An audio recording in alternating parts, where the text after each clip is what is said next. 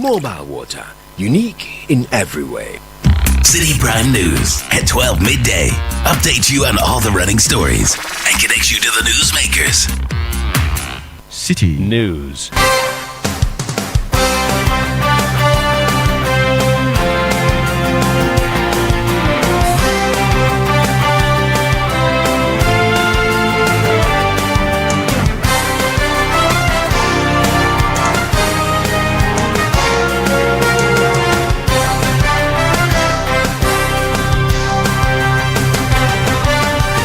It's midday. Hello, good afternoon, and welcome to the Citi Prime News. We're coming to you live from our studios at number 11, Dr. Martin Lupin at Abraka, Accra. My name is Ajuatin Kramadomina. Coming up, Civil and Local Government Staff Association CLOGSAG demands thorough investigation into alleged forceful eviction of its members from their official residence.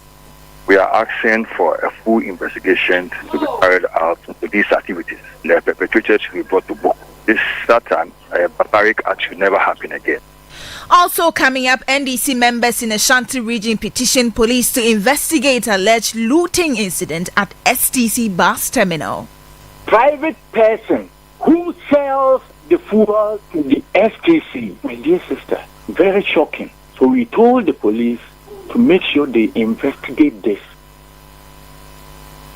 Still in the bulletin, Mahama Yariga tipped as possible majority leader following nomination of the Dr. KCL Atufosin to Finance Ministry. That's why I know Nobo Ayariga is going to assume the black chair, and his deputy is my good friend Kweku Rickett. Because yes, Kweku is going to be the deputy minority leader. And later in the bulletin, President John Mahama expected a national mosque this afternoon for special national Muslim prayer. Stay with us for details of this and more stories coming your way in 30 minutes. Remember, the news is live across the globe on citinewsroom.com. Around the country, we are live on a number of affiliate stations in the western region at Jimpa 100.7 FM in Takwa, Beach 105.5 FM in Takrade. In the Bono region, this is Greener 95.9 FM in Sunyai. In Ashanti region, tune into Adwempa 99.9 FM in Nkariye.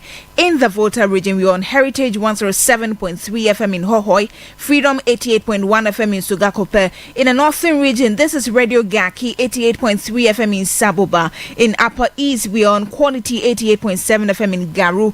And in the Northeast region, this is Nobia 98.1 FM in Nalarigu. Please stay with us for details. Citi Prime News at 12 midday. Update you on all the running stories and connect you to the newsmakers. We're grateful for your company this afternoon. Let's begin from the quarters of the Civil and Local Government Staff Association CLOGSAG, because they are calling for a thorough investigation into the alleged forceful eviction of its members from official residences in Accra by armed men. Now, the incident, which occurred on Friday, January 3, has left many staff displaced, properties destroyed, and heightened tension in the area. However, speaking to Citi News, the Executive Secretary of CLOGSAG, Isaac Bampoado, stated that the association has decided to call off its planned strike after assurances of adequate security protection. Ago, the president made a call for there to be in order and has called them to book. So we are monitoring the situation. We will ensure that security will be provided. So we are monitoring the situation. We are asking for a full investigation to be carried out into these activities. The perpetrators should be brought to book. This Satan, a barbaric act should never happen again. So they must be put to, they must be prosecuted and brought to book. Does that mean your threat to go on a strike has been put on hold for now? Yeah, for now, we put it on. You heard the Executive Secretary of the Civil and Local Government Staff Association CLOGSAG, Isaac Bampoado, will stay on issues of looting and vandalism because a group of NDC loyalists in the Ashanti region have petitioned the police to investigate an alleged looting incident at the SCC bus terminals in Oforikrom and Edum. Now, according to the group, it received information that some equipment at the terminals had gone missing. Acting on this tip-off, the police was alerted, but upon arrival, several essential items, including power plants, car tires, repairs and other equipment could not be accounted for. However, an engineer at the Forikrom terminal contradicted this, stating that someone had earlier presented a receipt indicating that the plant had been stolen. Now, speaking on the matter, the leader of the group, Alaji Nje, who is also a member of the Ashanti Regional Inter-Party and Civil Society Organizations Committee, stated that the information was inaccurate. None of the machines were there as at the time we were around. And then there is this Ayalulu buses, 4 buses parked at one place. The information tells us that they were brand new Ayalulu buses. At the same place, 4 of them burnt to ashes. You go there right now and see the skeletons of the buses. And there is this fuel pump owned by the STC that they use to fuel their buses. The information is that the pump is faulty, so they are no more using it. But within their garage or the workshop, they have given a portion to a private person who sells the fuel to the STC. My dear sister, very shocking. So we told the police to make sure they investigate this. But we are also compiling our report because I believe the Operation Recover All Loot will set off in the next few days so that we can present it to them. You heard there Alaji Nje. He's a member of the Ashanti Regional Inter-Party and Civil Society Organizations Committee, speaking to City News. Well, we are yet to get comments from the leadership of the STC terminals regarding these allegations. We'll bring you as and when we do get it.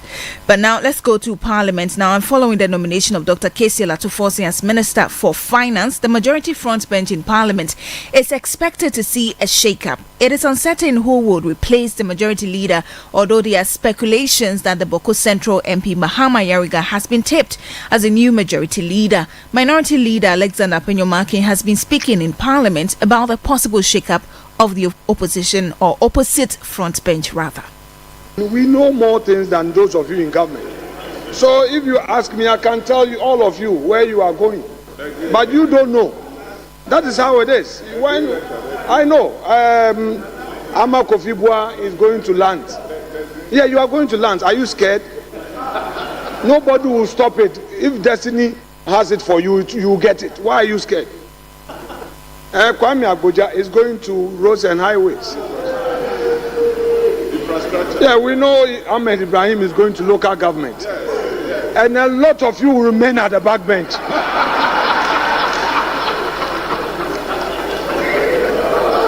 Honorable Leader. Honorable Minority Leader. Mr. Speaker. Honorable Achampo, Mr. Speaker, he has done so well. Yes. I will be surprised if he's not sent to the Ministry of Finance as deputy. I will be surprised. I will be surprised. And Dr. Apak is definitely going to education as deputy education minister. Mr. Speaker, we know. That's why I know Honorable Ayariga is going to assume the black chair. And his deputy is my good friend, Kweku Rickett. Because, yes, Kweku is going to be the deputy minority leader. And, Mr. Speaker, once again, majority of them will remain at the back bench. Honorable Minority Leader. You heard the minority leader Alexander Penyomaki. Meanwhile, political science lecturer at the University of Cape Coast, Dr. Jonathan Asantiochu, says the majority caucus needs an MP who can align to the overall agenda of the ruling government. He is also proposing the elevation of the current deputy majority leader, Ama Kofibwa, to lead the caucus. If you are picking a majority leader that is to replace Dr. Asantiochu, then I believe that person must have these qualities that I've mentioned and should be in a better position to align him or herself. Mahama Yariga is an astute lawyer, Cambridge lawyer also, if my memory serves me right. In terms of issues of constitution, is well versed in that. And so you can defer to him the majority leadership. But the other problem is that, okay, so you have the Speaker of Parliament coming from the north. Mr. Ayariga also coming from. You have the first deputy speaker coming from. Now the exiting majority leader comes from the central race. So if you are proposing Ricky Hagan, who has a finance background, and of course, he could be better positioned for that particular, as well as Mr. Mahama. But the other thing too is that what is the problem? If, for example, Mr. Amako Fibua is not going to be made a minister, what stops the caucus from making him the majority leader? Since he was the deputy majority leader for that matter. So you had the political science lecturer at the University of Cape Coast, Dr. Jonathan Asante Oche. Let's go to Parliament now and speak to our parliamentary correspondent, Nia Ikwe Okai. Ikwe, good afternoon. Thank you for joining us. Now, in terms of a possible shake-up of the majority bench, what have you gathered so far in Parliament? Well, Ajua, so we know that yesterday the majority leader, Dr. Kesela Sofosan, was nominated by the president to serve as the Minister for Finance. So this is pending his vetting and approval by the Appointments Committee. And this is a major position that he held in the House as a leader of the NDC caucus. To that effect, we expect that there would be a reshuffle in the coming days, which will see a change in the leadership of the front bench of the NDC. The information we are gathering is that Mahama Ayarga, that's the MP for Boko Central, is likely to succeed Dr. Kesel Atoforsen. And then in terms of the deputy minority leader position, we're gathering that the MP for Cape Coast South, that's Kweku Rickett Hagan, is likely to also occupy that seat. And then we're also expecting that Roxanne Nelson Daftabai, that's the MP for South Dai, would also occupy the majority chief whip position. In terms of the second deputy whip, what we are gathering is that this could go to Agnes Namomolate, who is the Member of Parliament for Krowo, this head second term in Parliament. So that is the information we are gathering so far. They are yet to be confirmed.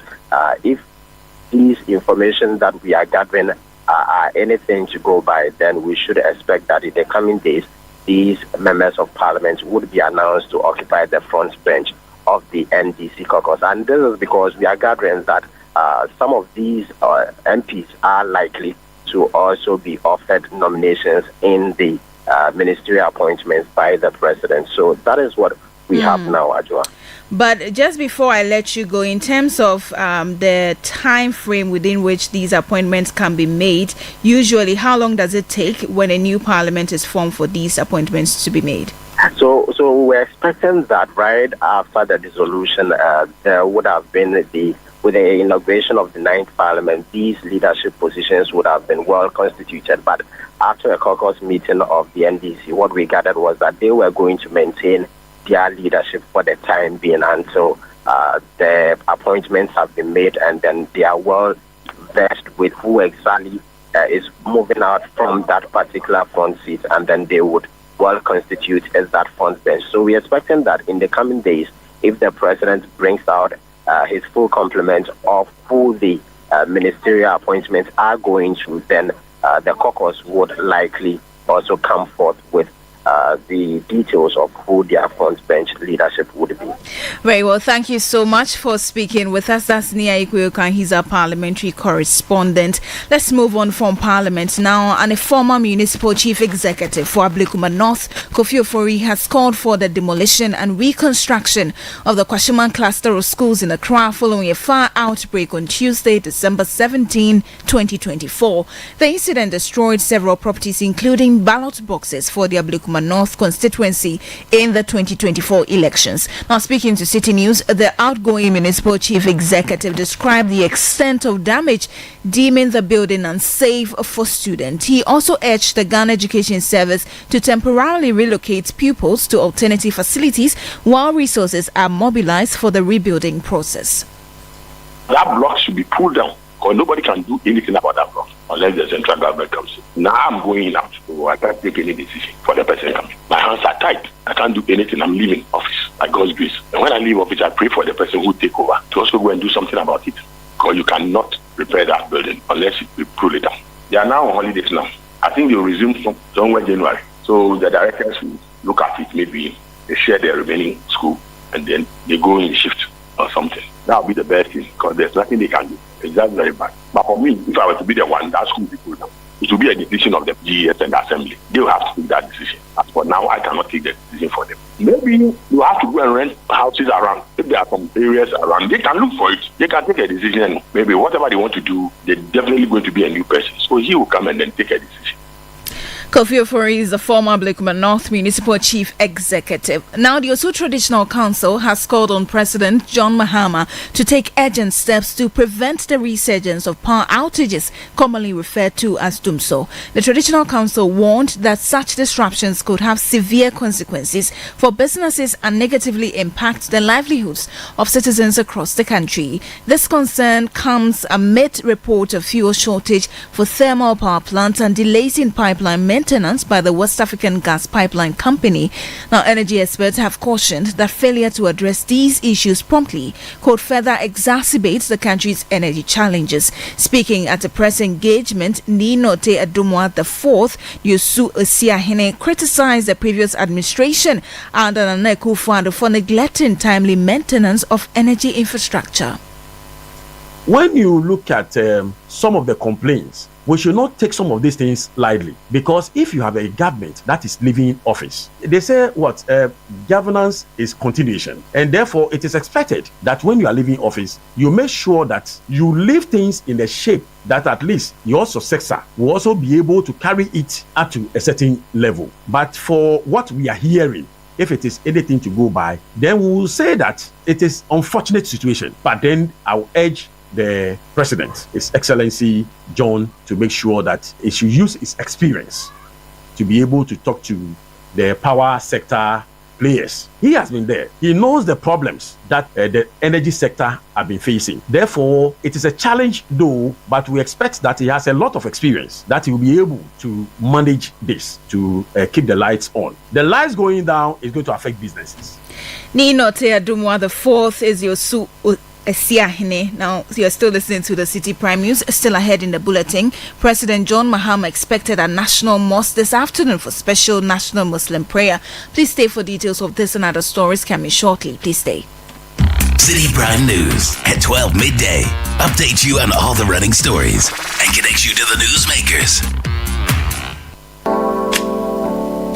It's time to reset yourself and everything else around you for success in the new year. Tune in to the Effective Living Series 2025 this January on Channel 1 TV and 97.3 Citi FM. Start your year with insightful discussions and expert tips on personal growth, health, success, and more. From the 6th of January, join Apioko and Caleb Kuda engage our guests with various expertise on the Effective Living Series for a comprehensive guide to resetting your life in 2025. Week 1 kicks off with Personal Reset. Week 2 focuses on resetting your personal economy. Week 3 is all about resetting your health. Week 4, resetting business, calibrate, remodel, and rebuild. Catch the Effective Living Series live on the Citi Breakfast Show on 97.3 Citi FM and Breakfast Daily on Channel 1 TV, Monday through Thursday. Don't miss out on transforming your life for the better every week only on Channel 1 TV and 97.3 Citi FM. The Effective Living Series 2025 is powered by Channel 1 TV and 97.3 Citi FM and is proudly sponsored by Hallmark Cafe. Hallmark Cafe, delight in every sip and bite.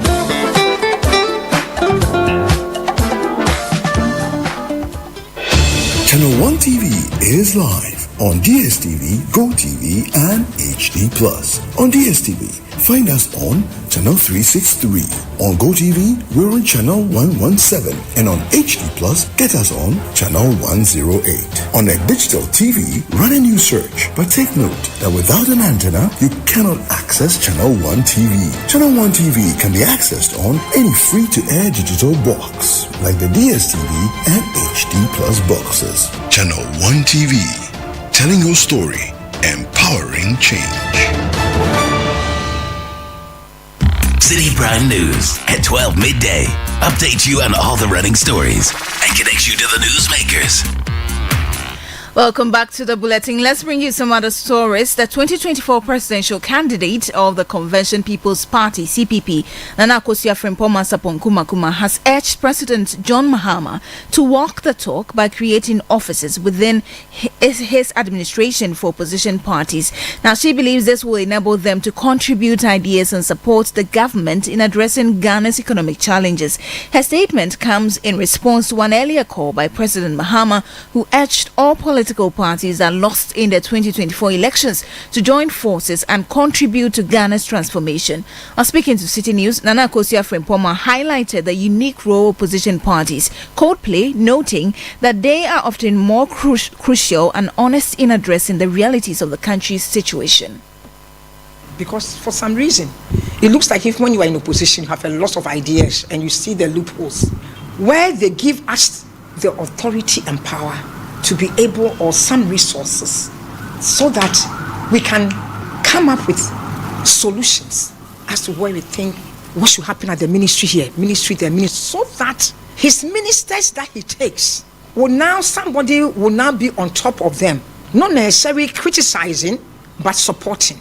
If you ask me to support and you don't give me a system that I can use to even give you the ideas I have, and I have to now go and sit in some minister's office before the minister will not take the idea. If he doesn't believe in it, he'll put it under a table. If he thinks that the knowledge is going to be with his people there, I can assure you, and I'm going to say this again, I said it was not a campaign statement. The 24-hour economy might collapse in 24 hours. Nana Akosua-Agyapong Sarpong Kumakuma is the 2024 presidential candidate of the Convention People's Party. Now, President John Dramani Mahama is expected to arrive at the National Mosque in Kanda, Accra, for a special national Muslim prayer and Thanksgiving service. This event, scheduled for noon, is bringing together prominent leaders, the Chief Imam, Muslim faithful, and the general public to express gratitude and seek divine guidance. Let's go live there now and speak to my colleague Akosua Ochre for some updates. Akosua, good afternoon. Thank you for joining us. Has the event started? Ajwa, the event is yet to start. We are given an indication that by 1 p.m. it's going to start. Initially, the time that was given was 12, but all is being put in place to ensure that the event starts at exactly 1 p.m. So, with a little background, we know that yesterday the president visited the Kumasi area in the Central Region when he joined the Ahmadiyya Muslim Commission for the annual convention. Now, the major event today, Friday, is the Thanksgiving Day with the Muslim community. Now, from his campaign days, we know that he pledged to introduce an annual national day of prayer and thanksgiving to bring together all faiths to express gratitude and also to seek divine guidance for the country. And so today is just a pace for what is yet to be implemented as he continues his tenure. And so prayers are expected to be said today at the National Mosque here in Accra. And then there will be an address by the Chief Imam, and the President will also take center stage to address the Muslim community. Now, Ajwa Sunday, he's expected to join the Christian community for a Thanksgiving Day at the Ohene Kunedu Auditorium at UPSA at exactly 3 p.m. And the same procedure would also be replicated. Would have a service that would be held by the Christian community prayers, and then there will be an address by the President. Very well. Thank you so much for speaking to us. That's Akosua Ochre giving us the itinerary of President John Mahama. We understand that this afternoon he's expected to arrive at the National Mosque in Kanda for a special national Muslim prayer. We'll bring you updates when we have them. But now let's move on to some other stories. And leadership of the Greater Accra Markets Association, the Union of Informal Workers Association of Ghana, and the Informal Hawkers and Vendors Association of Ghana have extended their sympathies to traders at the Kantamanto market following the recent fire incident. The market on Thursday, January 7, caught fire and destroyed goods and properties, leaving traders in distress. In a press statement signed by executives of these unions, they appealed to the government and other relevant stakeholders to enforce an emergency support scheme that will aid traders recover from their economic shock. Now, it's been nearly a week since the northern region town of Bimbilla was hit by fuel shortage. All 5 fuel stations in the town have run out of fuel, forcing residents to scramble for any available supply. Some locals have told Citi News that the situation has made commuting to work difficult. Citi News' northern regional correspondent Mohammed Aminu Alabira reports. For the past several days, life in Bimbilla has been tough as residents struggle to secure fuel for transportation. The town has about 5 to 6 fuel stations, but none currently have petrol. The shortage has created frustrations among residents, many of whom rush to buy whatever little fuel becomes available. Motorcycles, the primary mode of transport in the area, has been abandoned by many due to the unavailability of fuel. While the exact cause of the shortage remains unclear, fuel stations managers have attributed it to the holidays season, explaining that tankers have not been able to load fuel from the depots. Some residents have shared their struggles, highlighting the adverse effect of the fuel shortage on their daily lives. We've been struggling for even more than a week. This is the only share that has fuel. And it's also getting to we have about 5 fuel stations, 5 to 6 fuel stations now. But it's currently the full fuel station that has fuel. As you can see, there's pressure on petrol side. That has the super. But for diesel, I think there isn't shortage. It deserves us a lot because it is not easy. Almost 5 days now, especially Bimbilla, we don't get it easy. I'm telling you.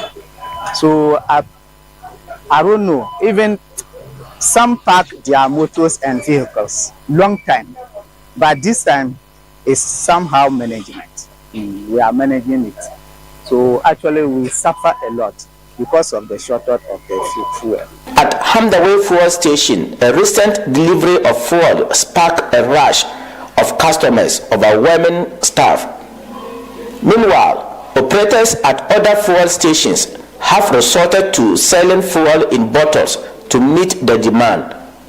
A fuel attendant at one station spoke to Channel 1 News about the situation. I mean, there's no fuel in town, so yeah, it's forced on you to buy because without this, you can't ride your motorbike. Sometimes we go far away from town, like Bandaya, and then Kaza, Sarga, and Yengi. Usually that's where we used to get. It's like the holidays.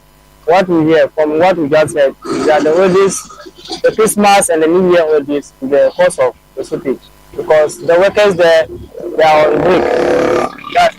At this point, it is uncertain when the fuel supply in Bimbilla will normalize. However, station operators remain hopeful that the station will improve soon. You heard the report by Citi News' Mohammed Aminu M. Alabira. Meanwhile, a similar fuel shortage is affecting residents of the Savannah regional capital, Damongo. We'll bring you updates in subsequent bulletins. Let's move on now to some other stories. And the Zongmei Engineering Group, the contractors on your Fankor to Insawam Highway, has revealed that all salary arrears owed its staff have been settled.